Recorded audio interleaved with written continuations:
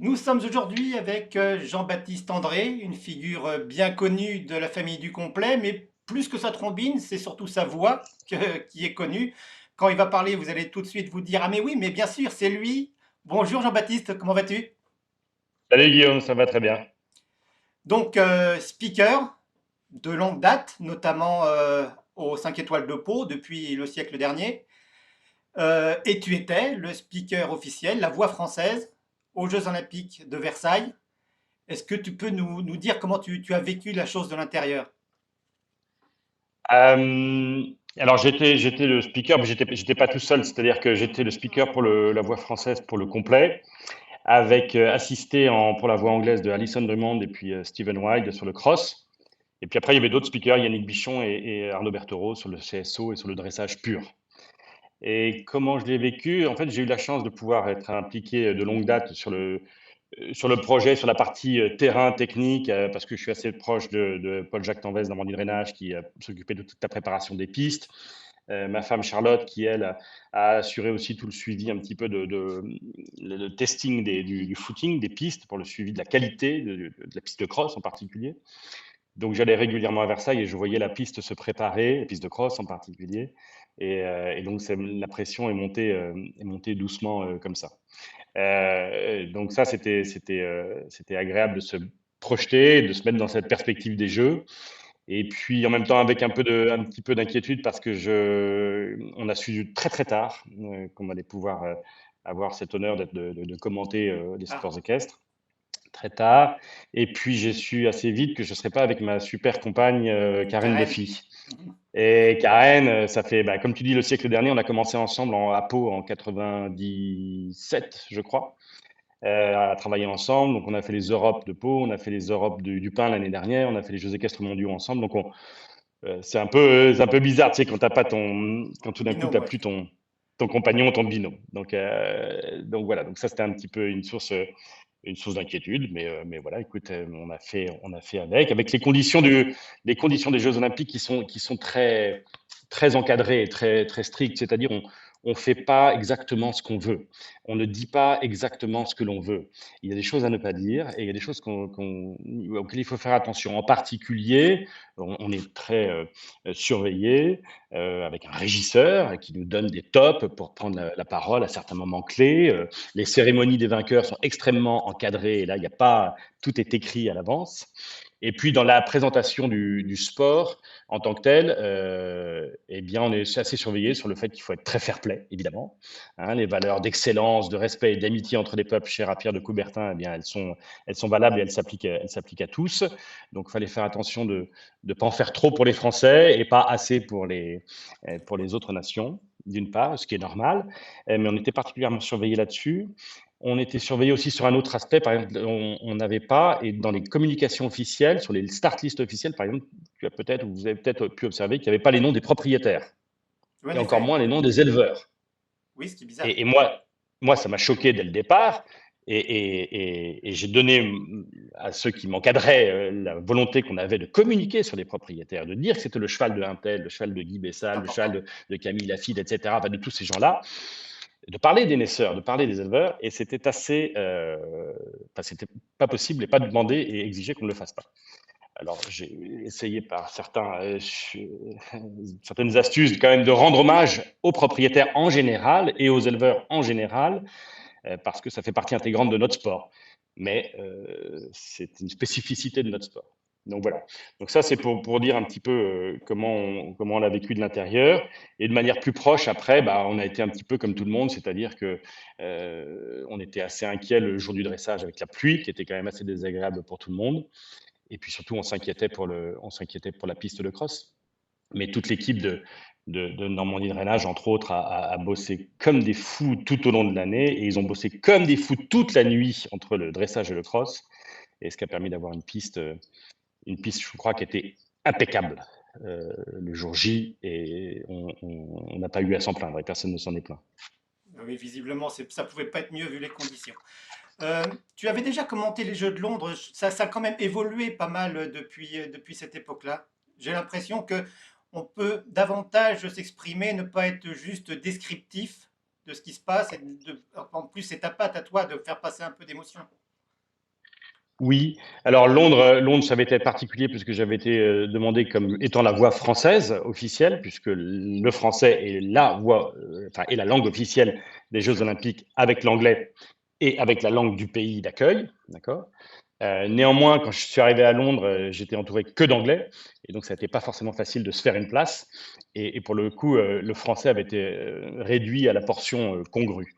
Mais c'est vrai, tu as raison de l'observer, que les Jeux Olympiques, on était dans une tradition, quand on regarde les Olympiades du siècle dernier aussi, entre autres, de commentaires très soft, très Très sobres, neutre, juste ouais. une annonce de ce qui se passe et une annonce de ce qui s'est passé.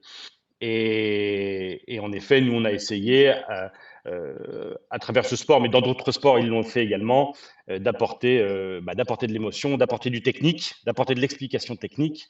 Il faut bien comprendre que on avait un vrai challenge en accueillant les gens à Versailles. En choisissant Versailles, on choisissait d'accueillir les gens non pas sur un terrain de sport classique comme aurait pu l'être Fontainebleau, la Motte Beuvron ou un autre hippodrome ou un Chantilly ou Longchamp. On a choisi d'accueillir les gens dans un lieu d'histoire, dans un lieu de patrimoine, dans un lieu de culture. Au moment où on faisait ça, on savait très bien qu'on allait accueillir non seulement, bien évidemment, tous les aficionados de la discipline, mais également tout un ensemble de publics néophytes. Il y a beaucoup de gens qui sont venus voir le cross à Versailles uniquement parce que ce sont des amoureux du château ou parce que ce sont des habitués du parc qui est ouvert à tous tout au long de la journée. Donc, on savait qu'on allait avoir 50% de grosso modo de spécialistes de la discipline et puis 50% de néophytes. Donc, il fallait, c'était obligatoire et c'était une joie de pouvoir le faire. Moi, si je fais ce job-là, c'est pour pouvoir justement partager et expliquer aux gens comment ça se passe, pourquoi c'est difficile, comment réagit le cavalier, comment réagit le cheval, et puis quelles sont les règles du jeu. Donc voilà, donc oui, le commentaire des Jeux Olympiques, il a progressé avec le temps, et sur ce site de Versailles, il fallait apporter de la pédagogie, et puis de l'enthousiasme et de l'émotion. Et surtout, autant j'étais très, comment dirais-je, j'étais très inquiet la veille, autant le jour du cross, lorsque j'ai vu le soleil, que c'était sec, que la météo était belle, et qu'à 9 heures, j'ai commencé à avoir du monde qui arrivait, je me suis dit, bon, ben là, c'est gagné.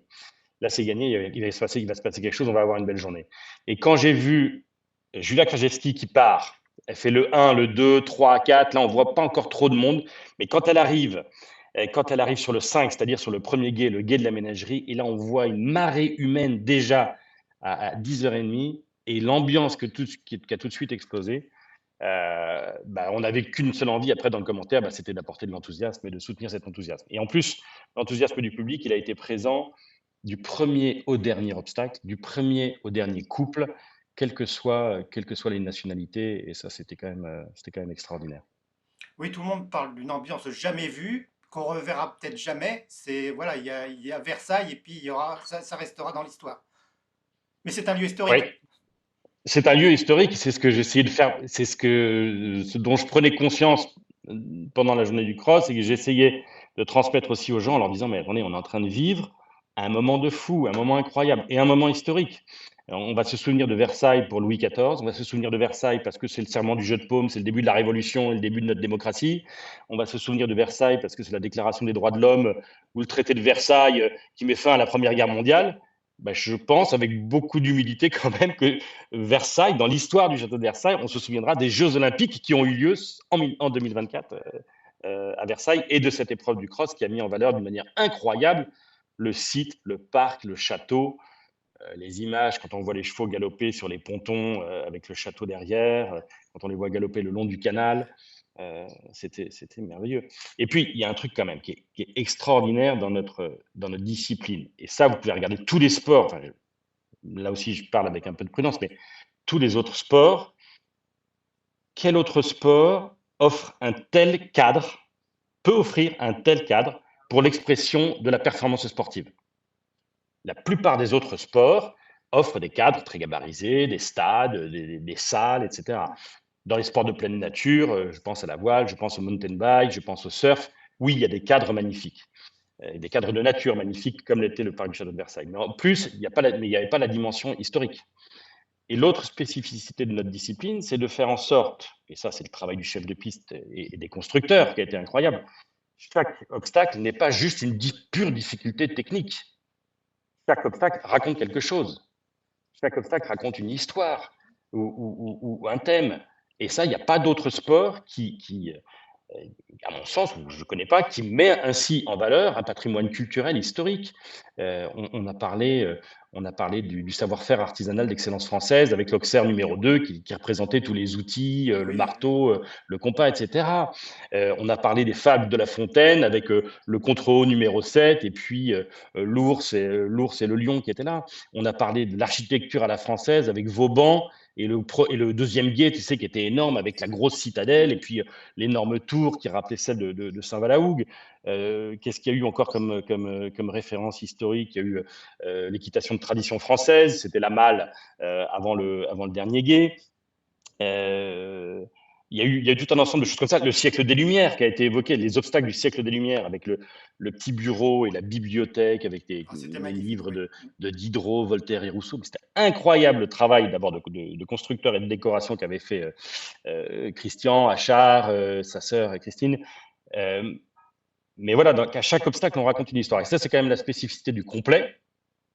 Et c'est ce qui en fait sa beauté aussi et sa richesse. Donc oui, pour répondre à ta question, je pense qu'on se souviendra ça de ce moment historique par le cadre, par ce qu'on a présenté, par les images qu'on a offertes et par l'ambiance qui était Folle, tout à fait folle. incroyable.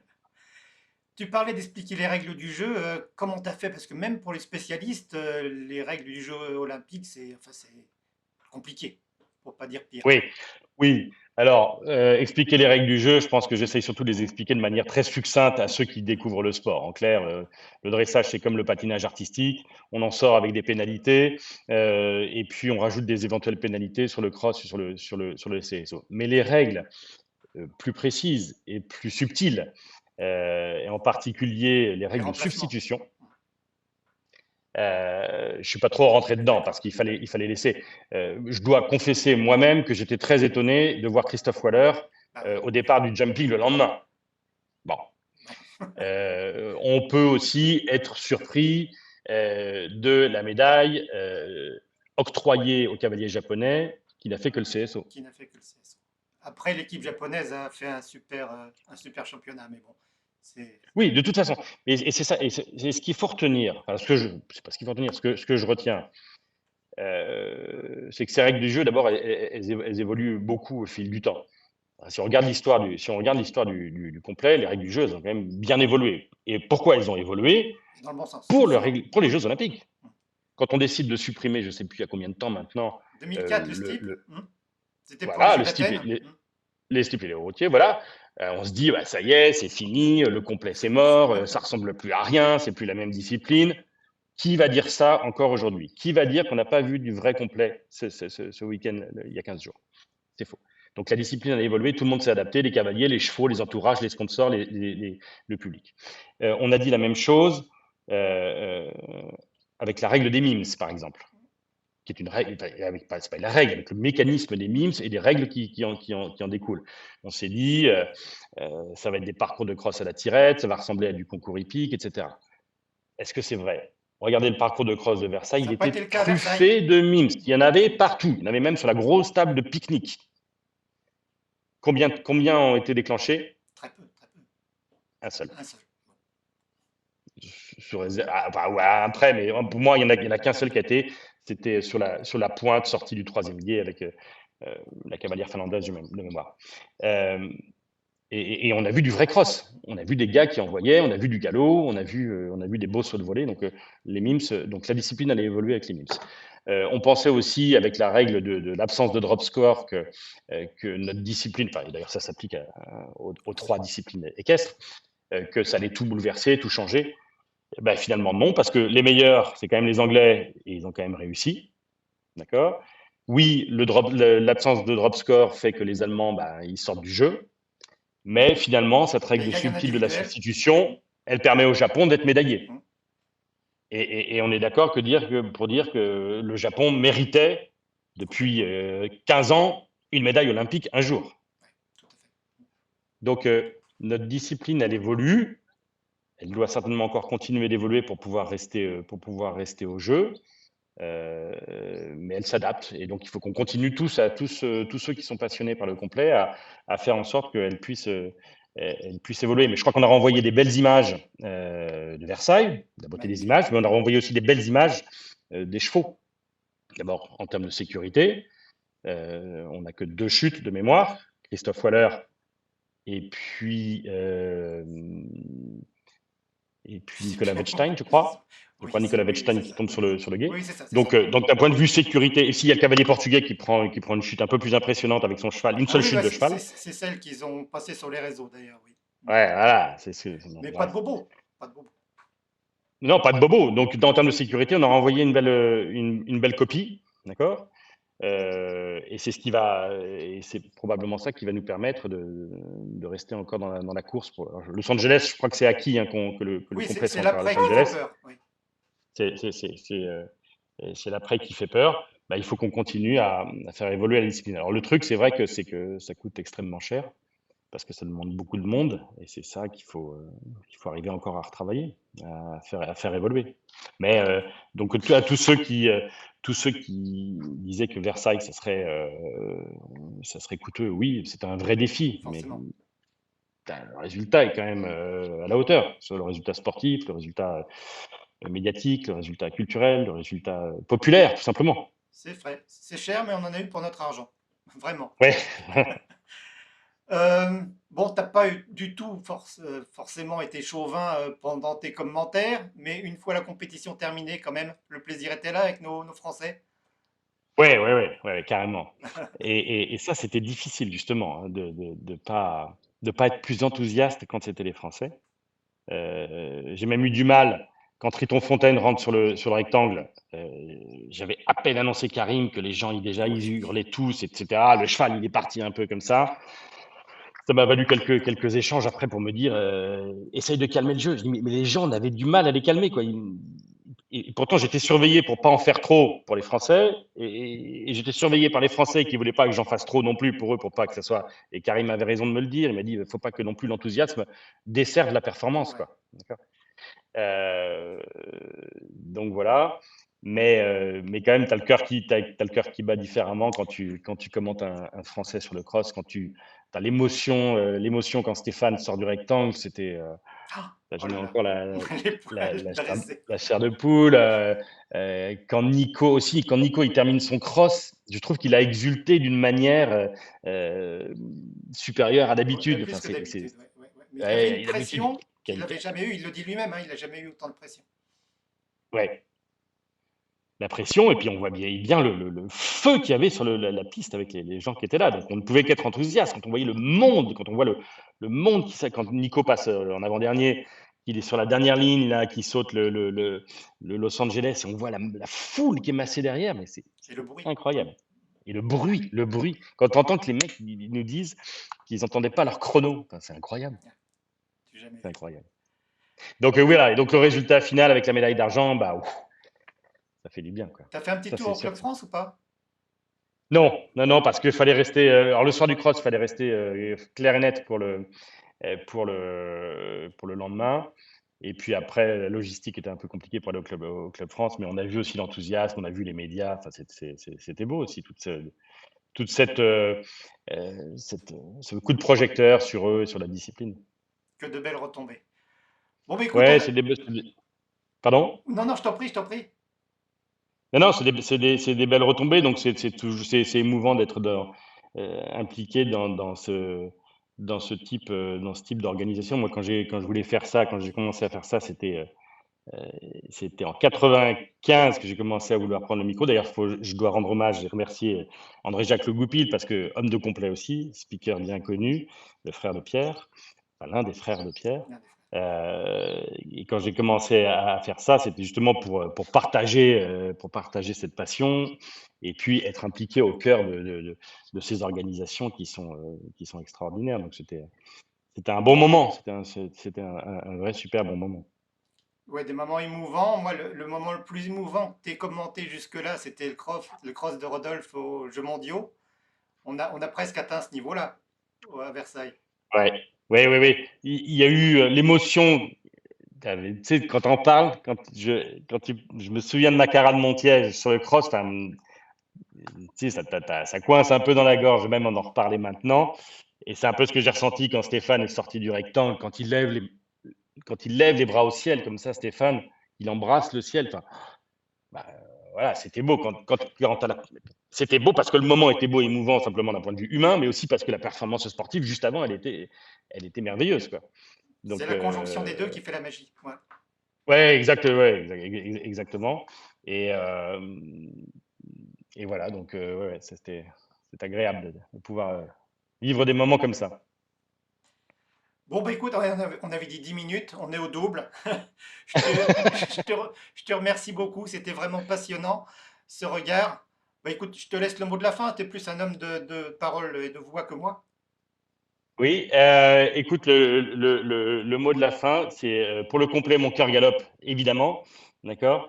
Et pour continuer de vivre des moments comme ça, on voit en ce moment, on voit bien la difficulté qu'ont tous les organisateurs à organiser des complets, on voit les inquiétudes qu'on peut avoir sur notre discipline, et je trouve ça magnifique, l'enthousiasme et l'engouement qu'il y a eu sur le cross, l'engouement aussi qu'on voit sur un site comme sur la page Facebook du concours complet où il y a, je crois, aujourd'hui 50 000 fans. C'est ça. Voilà, l'engouement qu'il y a sur ta chaîne, et je te le dis puisque je te l'ai dit en privé, mais je le redis aussi, c'est que la beauté de cette chaîne, la chaîne du complet, c'est justement de permettre d'échanger, de pouvoir rapprocher les gens et de mettre autour de cette discipline tous les hommes et les femmes qui, euh, qui font cette discipline. Donc merci à toi d'animer tout ça et de créer du lien. Voilà ce que je cherchais à dire.